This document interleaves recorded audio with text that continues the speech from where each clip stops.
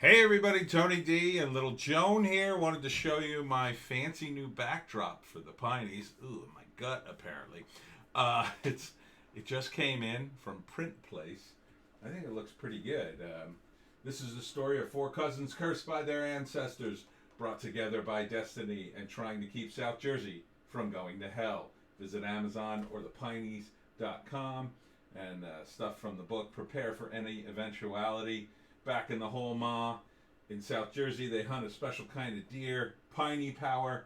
And at the bottom, which you probably can't see, it says, the Galloway cousins are coming to save you, whether you like it or not. And we have all five covers of the Pineys books so far. I think it looks nice. I don't know what I'm going to do once I get the 6, 7, or 8. It's going to be, I'm going to have to get a new sign. I'm going to have to update the sign. But it's really nice. It came out great. I like the orange because it's kind of a Halloween-y color, you know. Kind of evokes the time of the season. So I think this will be exciting to go to cons and shows with a nice backdrop again. I for the longest time I had a backdrop made out of PVC pipe. Joan remembers, maybe. I think you saw the PVC pipe background for a while, Joan. Might have been before your time. But I actually built it. And what I did was I got fabric and I kind of like looped the end and then fed it across the pipe. So I had a backdrop and then I put, the other side of the Velcro in spots. And then I had posters that I could Velcro onto the spots. And I had a nice backdrop. It was decent enough. After a while carting around the pipes, I had painted the pipes black, which was, at first kind of a cool idea because it made them all a solid color. But I eventually come to realize that black was a poor choice because the pipes are actually white. And as they got scratched up, you could see streaks of white on them. And it made them look kind of cheap and worse, For a while, they looked amazing. And then as soon as I scuffed them all up, they kind of looked, bad. And just a quick con story, convention story, not a con. When I was working as the marketing director for Silent Devil, we did, Christian and her brother got us a table at New York Comic Con. I think this was maybe the second or third year they did the con. It's pretty early on. And for those of you who haven't been to the New York Comic Con, it's a huge show, big show at the Javits Center. And somehow, I'm not exactly sure how Christian did it, but she got us an insanely huge booth. But we didn't have anything fancy enough to actually make a booth that size worth it. So I said, well, let me see if I can make a PVC booth that would make sense. And so she gave me the dimensions of the booth. And I wish I had taken some pictures. I don't think I ever took pictures. But I actually made, I think it was a 20 by 20 booth. It was pretty big. And I actually made a PVC structure. I must have spent like $200 on PVC pipe. And I planned it all out and I cut all the pipe and I had like tier 1. And what you had to do is build it in 2 tiers.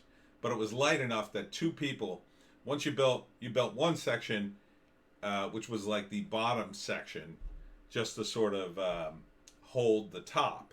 And then the top would be where all our banners were, about, I'm going to say it was about 16 feet high, maybe 20, because I think the PVC pipe, no, maybe it wasn't even that high, but it was about, I guess it was about 15 feet high altogether, something like that. So I build the bottom of the PVC thing, and then I had someone I built the top half, and then I had to go get someone to help me lift the entire thing and put it together. And then the signs were way up there, as they should be in a convention that big, because the halls are massive, right? You want your sign to be, there's some people who, what they did was they would hoist their sign on like a 30-foot pole and be like way above the con. But I couldn't I didn't think to go that high. I just wanted to have a sensible structure around the booth. And then we hung, the fabric all around it. And, it looked okay. I'm not going to say it looked amazing. I didn't paint the PVC pipe. I just left it plain. I didn't really have time to paint it. It's kind of a last minute thing.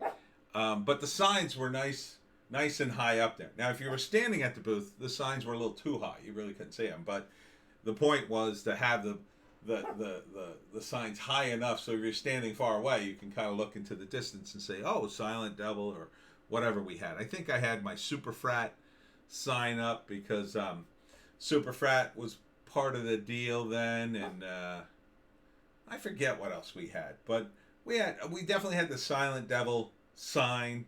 I might have brought the South Jersey Rebellion production sign, but I don't remember.